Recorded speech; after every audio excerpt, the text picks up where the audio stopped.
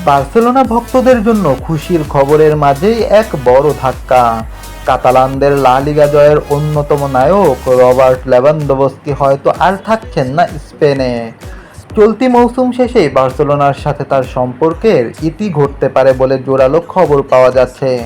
কোনো নতুন চুক্তি না হওয়ায় ফ্রি এজেন্ট হিসেবেই ক্লাব ছাড়ার দ্বারপ্রান্তে এই পোলিশ গোল মেশিন। কিন্তু কেন হুট করে এই বিদায়?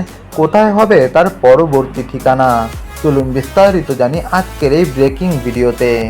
লেভানডোভস্কির সাথে বার্সেলোনার স্বল্প মেয়াদী চুক্তির কথা থাকলেও এখন পর্যন্ত কোনো চূড়ান্ত সমঝোতায় পৌঁছাতে পারেনি কোনো পক্ষই। যদি শেষ মুহূর্তে বড় কোনো পরিবর্তন না আসে, তবে বার্সার হয়ে লেভার যাত্রা এখানেই শেষ।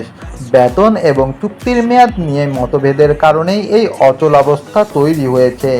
ইতালিয়ান ক্লাবগুলো তাকে দলে নিতে আগ্রহী হলেও তার উচ্চ মূল্যের কারণে পিছিয়ে যাচ্ছে। অন্যদিকে সৌদি প্রো লিগ এবং আমেরিকার MLS তাকে পাওয়ার জন্য মুখিয়ে আছে। বার্সেলোনার আক্রমণ ভাগের প্রাণভোমরা ছিলেন লেভানডোভস্কি। তার অভাব পূরণ করা হান্স ফ্লিকের জন্য এক বিশাল চ্যালেঞ্জ হবে। যদিও দলে তরুণ প্রতিভার অভাব নেই, কিন্তু লেভার মতো একজন অভিজ্ঞ ফিনিশারের বিদায় বার্সাকে বড় দুশ্চিন্তায় ফেলবে। নতুন মৌসুমে বার্সা কি নতুন কোনো বড় স্ট্রাইকারকে সাইন করাবে, নাকি একাডেমির ওপর ভরসা রাখবে?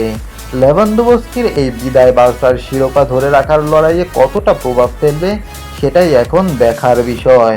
লেভানডোভস্কির পরবর্তী গন্তব্য হিসেবে আপনি কাকে দেখতে চান? সৌদি প্রো লিগ নাকি আমেরিকার MLS? লেভানডোভস্কির পরবর্তী গন্তব্য হিসেবে আপনি কোথায় দেখতে চান? সৌদি প্রো লিগ নাকি আমেরিকার MLS? নাকি তিনি ইতালিতেই যাবেন? কমেন্টে আপনার মতামত জানান।